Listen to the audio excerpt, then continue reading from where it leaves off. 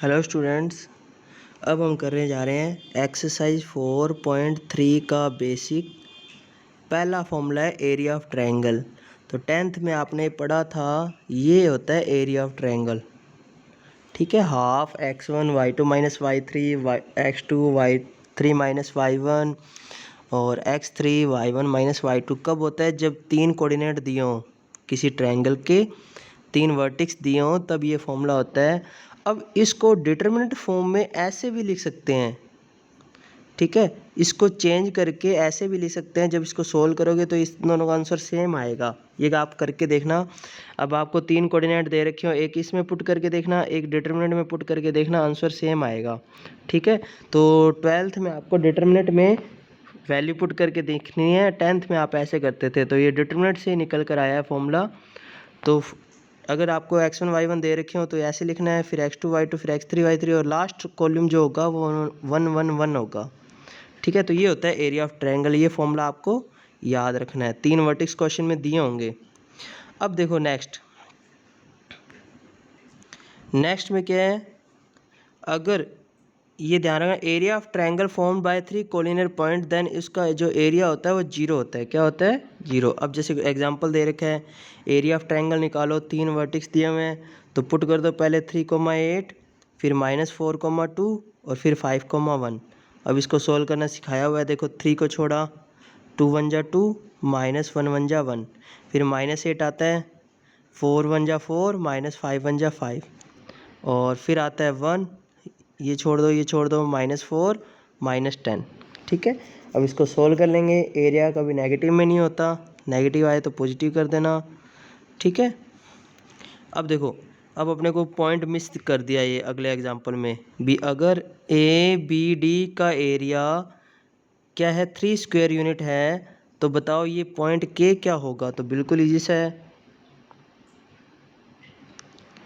ठीक है, तो पहले इसका एरिया निकाल लो।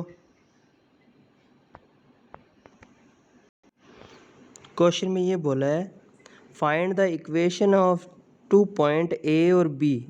ए और बी पॉइंट से जाने वाली लाइन की इक्वेशन निकालो। तो एक चीज़ ध्यान रखना, लाइन की इक्वेशन निकालने का फॉर्मूला इसमें बताया नहीं हुआ। चलो ऐसे कर लेते हैं, जैसे मान लो ए बी पी पॉइंट है। पी पॉइंट मान लीजिए, जैसे ये ए है, ये बी है और ये क्या है? पी। ठीक है, पी पॉइंट मान ले क्या है? X comma y. क्या है? X comma y. और ए पॉइंट अपने को दे रखा है क्या? 1,3 और बी पॉइंट अपने को क्या दे रखा है? 0,0।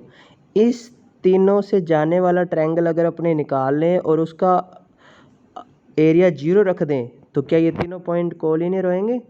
कोलिनियर का अभी बताया था मैंने भी, तीनों पॉइंट कोलिनियर तब होंगे जब उनका एरिया 0 होगा, क्योंकि एरिया बनेगा ही नहीं तो एक ही लाइन में होंगे वो। तो अपने ए पॉइंट दे रखा है, बी पॉइंट दे रखा है, सी पी पॉइंट अपने मान लेंगे। ठीक है, ये ए, ये बी, ये पी पॉइंट मान लेंगे एक्स वाई, और इन तीनों से निकालने वाला एरिया निकाल लेंगे और इक्वल में 0 रख देंगे, तब इसकी इक्वेशन की लाइन की इक्वेशन आ जाएगी। तो पुट कर दो A1 ए के कोऑर्डिनेट, बी के कोऑर्डिनेट और पी के कोऑर्डिनेट। अब इसको सॉल्व कर लेंगे। 0 को छोड़ा 1 ही आएगा ओनली, y इन -3x। तो हाफ ये जो 2 है 0 में चला गया, तो ये इसका आंसर आ गया। ठीक है, तो बस ध्यान रखना।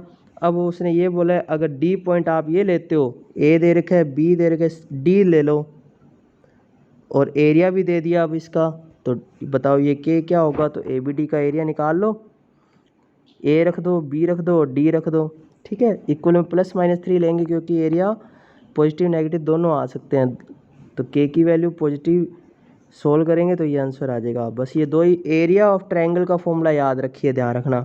यहाँ होता है x1 y1 1, x2 y2 1, x3 y3 1। इन तीन फॉर्मूले से ये सारी, एक फॉर्मूले से ये सारी एक्सरसाइज कंप्लीट हो जाएगी। पहला क्वेश्चन ये आपको ऐसे पूरा करके दिखाना है। ठीक है, दूसरे पॉइंट में ये कोलिनियर करना है। कोलिनियर का मतलब है इसका आंसर क्या आएगा? 0 आएगा जब इसको सोल्व करेंगे।